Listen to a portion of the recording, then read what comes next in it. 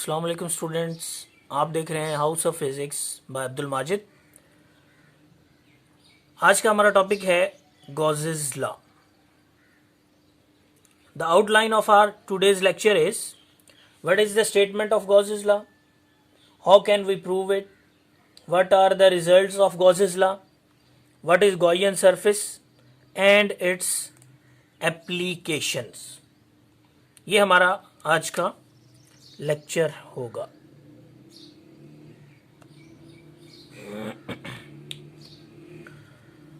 तो Gauss's law, ये Gauss's law कहलाता है गॉसेस लॉ फॉर इलेक्ट्रोस्टैटिक्स।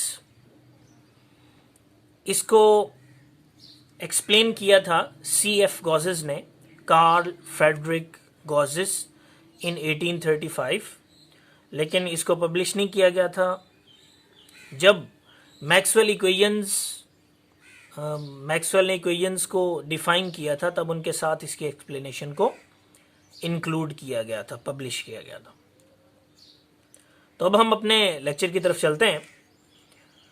तो सबसे पहले what is Gauss's law.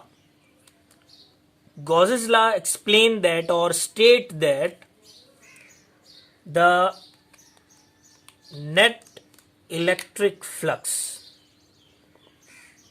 Through any closed surface, ये हमें इलेक्ट्रिक फ्लक्स के बारे में बताता है किसी भी क्लोज्ड सरफेस के। ठीक है, either it is for a regular shape और फॉर इरेगुलर शेप। तो बेसिक स्टेटमेंट क्या बनी, द इलेक्ट्रिक फ्लक्स। अब फ्लक्स के साथ, इलेक्ट्रिक के साथ अगर आप यहां नेट का वर्ड यूज कर लें, net electric flux through any closed surface is 1 over epsilon naught times the total charge enclosed by the surface।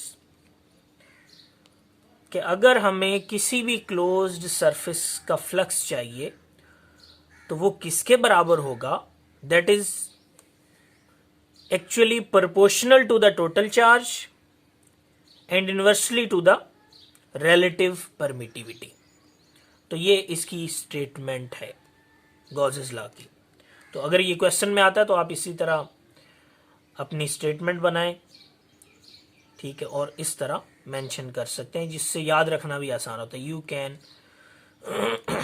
Memorise it easily. अब आते हैं एक्सप्लेनेशन की तरफ। डायग्राम को आप देख लें कि इसमें एक इरेगुलर शेप ऑब्जेक्ट है और उसमें हमने n नंबर ऑफ चार्जेस को रखा हुआ है। और ये भी बता दूं कि हम इससे पहले जो इलेक्ट्रिक फ्लक्स पढ़ चुके हैं थ्रू डिफरेंट सरफेस, उसमें हम सिंगल चार्ज कंसीडर करते थे। We only consider the single charge for net electric flux through different surfaces. Later on we proved that the net flux is independent of shape or geometry of the surface. But in case of Gauss's law, we consider multiple charges in a closed surface. ये हम multiple charges को ले सकते हैं और वो भी close surface के अंदर। ठीक है, तो अब ये देखें कि let n are the number of charges enclosed by the surface. n number of charges हैं जो इस सरफेस में इनक्लोज है।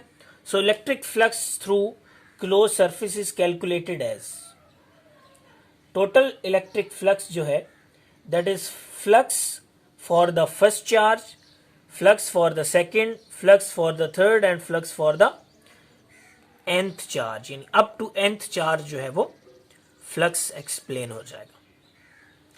The total flux is sum of electric flux of individual charges. ये जो टोटल फ्लक्स है वो इंडिविजुअल चार्जेस को सम करते जाएंगे तो टोटल फ्लक्स बन जाएगा।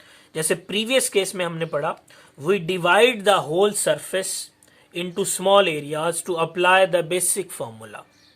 हमने सारी सरफेस को छोटे छोटे एरिया पैचेस में डिवाइड कर लिया था इलेक्ट्रिक फ्लक्स कैलकुलेट करने के लिए, क्योंकि इलेक्ट्रिक फ्लक्स का बेसिक फॉर्मूला प्लेन एरियाज के लिए वैलिड होता है। लेकिन यहाँ तो इंडिपेंडेंसी हो गई शेप के लिहाज से, एरिया के लिहाज से, तो हम इसलिए जो बेसिक फॉर्मूला है, इससे पहले जो हमने प्रीवियस लेक्चर में पढ़ा कि जो फ्लक्स है that is Q over epsilon not, उसी को ही यहाँ पे अप्लाई करेंगे।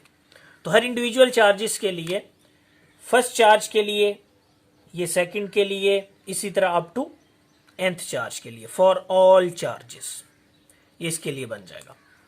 तो जब आप ये वैल्यूज यहां पुट करेंगे इस फॉर्मूला में, तो हम देखेंगे कि it become q over epsilon nought to 3 over epsilon nought up to qn, that is the total flux. अब 1 over epsilon nought is a constant factor, it become common, और we take it as a common factor. तो bracket में क्या बन जाएगा, q1 plus q2 plus up to qn। इसका मतलब है the flux, total flux is equal to 1 over epsilon not times the total charge enclosed.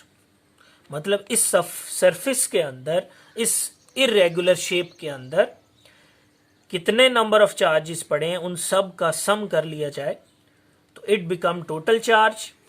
ये जो हमने कैपिटल Q लिखा है, ये ही हमारे पास टोटल चार्ज है, ठीक है, that is Q1 plus Q2 plus up to Qn।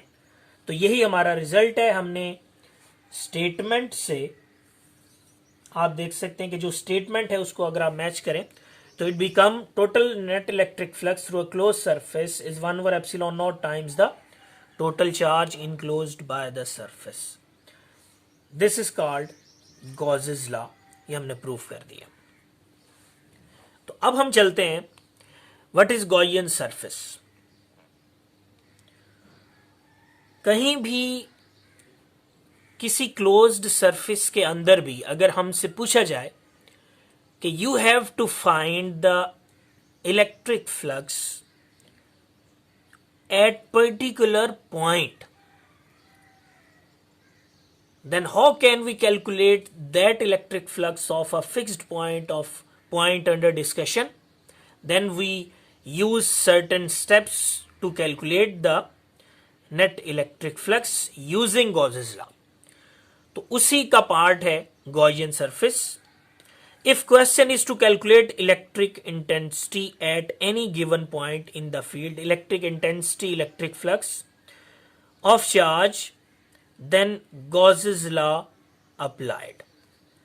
Gauss's law को अप्लाई करेंगे। अब हम डेफिनेशन पे आते हैं। An imaginary surface that encloses the point where we want to calculate the electric intensity. कौन कौन से स्टेप फॉलो करेंगे? आप स्टेप फॉलो करेंगे, गॉसियन सरफेस ड्रॉ करेंगे। अब गॉसियन ये स्टेप्स जो हैं ये काफी इंपॉर्टेंट हैं। When we discuss the applications of Gauss's law, we have to use और we have to follow these 4 steps to calculate the electric flux और electric intensity. Electric intensity basically the primary application of Gauss's law, कि किसी भी point पर किसी surface के through electric intensity calculate करना ही Gauss's law का इस्तेमाल है। तो इसे गॉसेस लॉ फॉर इलेक्ट्रोस्टैटिक्स भी कहते हैं। तो नंबर 1 है ड्रॉ गॉसियन सरफेस। अब इसके पैरामीटर हैं, रूल्स हैं। That encloses the point of discussion. मतलब कि आपने ये जो इमेजिनरी सरफेस गॉसियन ड्रॉ करनी है, इसकी शेप ऐसी होनी चाहिए या आपने ऐसे ड्रॉ करनी है कि ये उस पॉइंट को इनक्लोज करे जहां हमें इलेक्ट्रिक इंटेंसिटी कैलकुलेट करनी है, या जिस पॉइंट पर करनी है, ठीक है। उसके बाद find charge enclose. Charge enclosed by the Gaussian surface, क्योंकि बेसिक फॉर्मूला है फ्लक्स तभी कैलकुलेट होगा जब हमें टोटल चार्ज के बारे में पता होगा। अब टोटल चार्ज के बारे में पता होगा तो हम इलेक्ट्रिक इंटेंसिटी की तरफ भी जाएंगे, वो हम लेटर ऑन एप्लीकेशन में पढ़ेंगे, how can we calculate the intensity. Then calculate the flux through the surface. Last में है apply Gauss's law and calculate electric intensity. So this is the simple method to explain the Gauss's law. It is a short question. We have multiple MCQs. ये जो statement है इसकी, ये खुद एक MCQ है. उसके बाद रिजल्ट भी गॉसियन सरफेस एक शॉर्ट क्वेश्चन के तौर पे आ सकता है. ये स्टेप जो है इनको मेमोराइज करना पड़ेगा आपको इलेक्ट्रिक इंटेंसिटी कैलकुलेट करने में. when you follow the steps, then you feel that you can easily calculate or follow the calculations of any topic for electric intensity. कि आप किसी भी टॉपिक के लिए अगर इन स्टेप्स को फॉलो करेंगे तो आप इजीली इलेक्ट्रिक इंटेंसिटी कैलकुलेट कर सकते हैं. अब इसमें से और भी आ सकता है कि गॉसेस लॉ जो है वो मूविंग चार्जेस के लिए भी हो सकता है. तो हाँ जी, वो मूविंग चार्जेस के लिए भी अप्लाई हो सकता है, वैलिड हो सकता है. जैसा कि हमने आप लोगों को बताया कि जो कूलम्स लॉ है वो भी मूविंग चार्जेस के लिए एप्लीकेबल हो सकता है और वो 2 या 2 से ज़्यादा चार्जेस के लिए भी एप्लीकेबल होता है. लेकिन उसमें हम अपने रेफरेंस पॉइंट्स ले लेते हैं. वो रेफरेंस पॉइंट जब आ जाते हैं तो एक चार्ज रेफरेंस बन जाता है, दूसरे के रिस्पेक्ट उसको देख लिया जाता है. तो इस तरह से हम अपनी कैलकुलेशन को फॉलो कर लेते हैं. तो उम्मीद है स्टूडेंट्स आपने अपने इस कॉन्सेप्ट को गेन कर लिया होगा. Also helps us to relate the flow of electric field through a given closed surface to the charges enclosed by this surface. Now that's quite a mouthful. What does this actually mean? Well, as an example, let's say you have a hollow cube, and in this cube you place one positive electric charge. Let's also say you have a second cube, the same size as the previous one, and that in this cube you place 2 positive electric charges. Clearly, the second cube has a greater amount of electric field going through it than the first. We call this flow of electric field flux. So then, let's rephrase Gauss's law. Gauss's law tells us that the net electric flux through a given closed surface equals the charge enclosed by that surface divided by some number that, for now, we'll just call epsilon naught. We can talk a little bit more about this number in a later video. Now, that word, enclosed, is extremely important because it tells us that if there is no charge enclosed by the surface, then there's 0 flux. As an example, let's say you have a hollow cube, and outside of this cube you place a positive electric charge. The net flux through this cube is said to be 0 because there is no charge enclosed or inside of the cube. Why is it 0? Well, as you can see, all of the electric field going in through one side of the cube comes out through the other, so the net flux must be 0. So then, here's a quick review of what we have learned. 1. We have seen how Gauss's law tells us that there is such thing as positive and negative electric charges. 2. That these electric charges can interact with one another through electric fields. 3. That the flow of electric fields is called flux. And 4. That Gauss's law helps us to relate the flux through a given closed surface to the charges enclosed by that surface. तो अगले lecture तक के लिए अल्लाह हाफिज़.